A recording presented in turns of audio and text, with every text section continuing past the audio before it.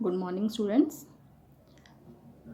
अब हम एक्सरसाइज 3.5 के सेकेंड क्वेश्चन का फर्स्ट और सेकेंड पार्ट करने जा रहे हैं, जिसमें हमें ए और बी की वैल्यूज़ फाइंड करनी है ताकि दिए गए इक्वेशंस के अपरिमित रूप से अनेक हल हों, यानी इनफाइनाइटली मैनी सॉल्यूशन हो, अनगिनत।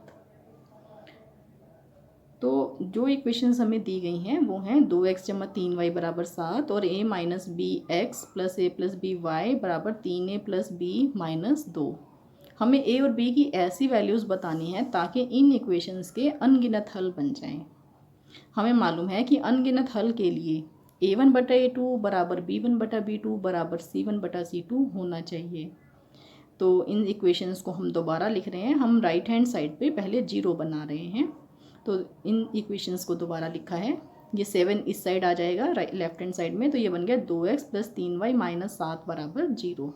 और इसमें ये तीनों टर्म्स लेफ्ट हैंड साइड पे ले आए हम। ब्रैकेट लगा के हमने माइनस का यूज़ किया है। ये कांस्टेंट टर्म है, ये x वाली टर्म है, यहाँ पे ये a प्लस बी वाई वाली टर्म है और ये कांस्टेंट टर्म है। ये सारे के सारी टर्म इधर यूँ की यूँ ले आए, माइनस का निशान लगा दिया। तो अब a1 बटा a2 कैलकुलेट करते हैं, यानी x के कोफिशिएंट्स को आपस में डिवाइड करते हैं। तो ये आ गया 2 बटा a माइनस बी।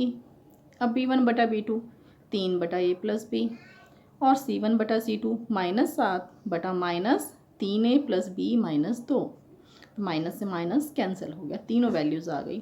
तो अनेक हल के लिए हम जानते हैं कि a1 बटा a2 बराबर b1 बटा b2 बराबर c1 बटा c2 होना चाहिए। तो तीनों को बराबर कर दिया, ये a1 बटा a2 की वैल्यू, ये b1 बटा b2 की वैल्यू और ये c1 बटा c2 की वैल्यू। अब इन्हें हम दो दो करके इक्वेट करेंगे। पहले फर्स्ट और सेकंड टर्म ले ली, फिर सेकंड और थर्ड टर्म ले ली। तो फर्स्ट और सेकंड टर्म से ये दोनों आ गए। अब क्रॉस मल्टीप्लाई कर दिया, आर पार गुना। तो 2 के साथ a प्लस बी आ गया, 3 के साथ आ गया a माइनस बी। अब इन दोनों को सिंप्लीफाई करना है, तो 2 से इसकी मल्टीप्लाई कर दी, 2a प्लस 2b, ये बन गया 3a माइनस 3b। तो इन दोनों को लेफ्ट हैंड साइड पे ले आते हैं, 3a और 3b को, ये आ गया। अब a वाली टर्म्स को हम इकट्ठा कर रहे हैं। a वाली टर्म्स को इकट्ठा करने से आ गया माइनस a प्लस 5b बराबर 0। ये 2a माइनस 3a, ये हो गया माइनस a, और 2b प्लस 3b 5b। तो सिंप्लीफाई और किया, a बराबर 5b, a को दूसरी तरफ ले गए, a बराबर 5b। अब इसी तरीके से हम इस साइड पे देखते हैं। यहाँ पे हमने सेकंड और थर्ड कंपोनेंट लिया था, सेकंड और थर्ड दोनों को इक्वेट किया, आर पार हमने गुना की और उसी तरीके से इसे धीरे धीरे सिंप्लीफाई किया। इसे 3 से मल्टीप्लाई कर दिया, इसे 7 से कर दिया, तो ये आ गया। इसके बाद सभी को हम लेफ्ट हैंड साइड पे ले आए और फिर a वाली टर्म्स हमने इकट्ठी कर दी, b वाली और ये कांस्टेंट टर्म। तो ये एक इक्वेशन नंबर 4। अब a का मान हम इक्वेशन नंबर 4 में पुट करने जा रहे हैं। ये 3 में था a का मान, 5b। a जहाँ कहीं भी है उसकी जगह पे 5b पुट कर देंगे। तो मैच कीजिए, ये 2, फिर a के प्लेस पे a की वैल्यू यानी 5b और माइनस 4b माइनस 6। तो इसमें आपने b और 6, अगर आप नोट साथ साथ बना रहे हैं तो आपने b और 6 का ध्यान रखना है। बाकी मैंने लिखते हुए काफ़ी ध्यान से लिखा है, 6 को थोड़ा सा राउंड करके लिखा हुआ है और b सीधा लिखा हुआ है।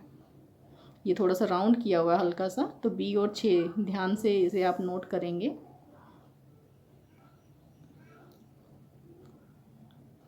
और जब आप खुद भी इसे लिखेंगे अपनी कॉपी में तो ध्यान से लिखेंगे कि b और 6 में कुछ डिफरेंस हो आपके, अदरवाइज़ आप दूसरे वाला b इस तरीके से ये b भी लिख सकते हैं। तो एक ही वैल्यू हम पुट कर रहे थे, एक ही वैल्यू यहाँ पुट कर दी।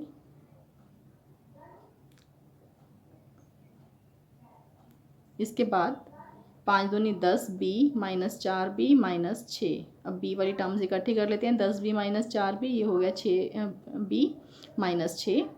तो 6 को दूसरी तरफ ले जाएंगे, 6b बराबर 6, तो b बराबर 6 बटा 6 यानी कि 1। और b का मान अब हम समीकरण 3 में रख देते हैं, तो a बराबर 5 आ जाएगा।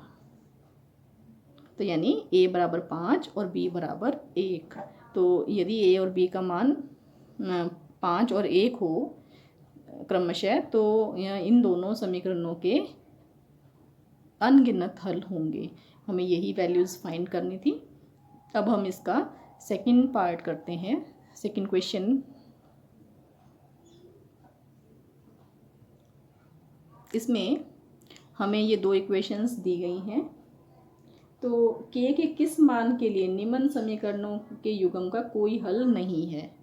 इस बार हमें के की ऐसी वैल्यू बतानी है जिसके लिए इन समीकरणों का कोई हल ना हो।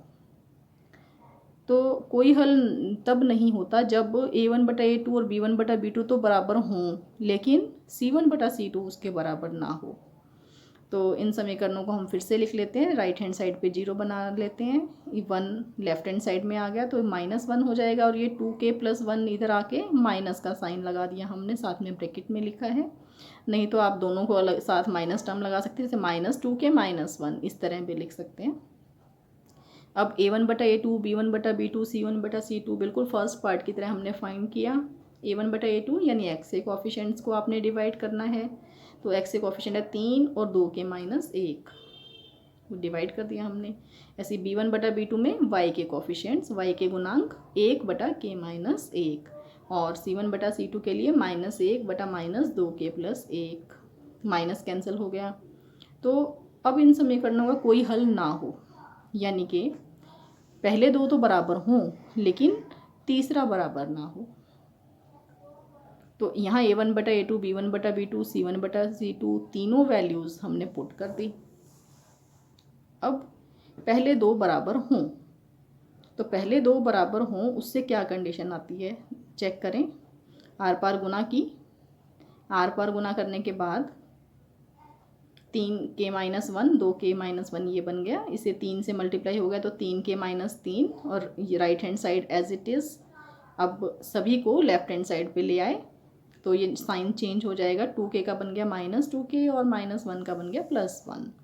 अब k वाली टर्म्स को इकट्ठा कर लेते हैं, 3k -2k ये बन गया k, और -3 + 1 -2, तो k -2 बराबर 0, यानी k बराबर 2। तो ये कंडीशन आ गई, के की वैल्यू ही हमें फाइंड करनी थी कि के की किस वैल्यू के लिए इन समीकरणों का कोई हल नहीं होगा।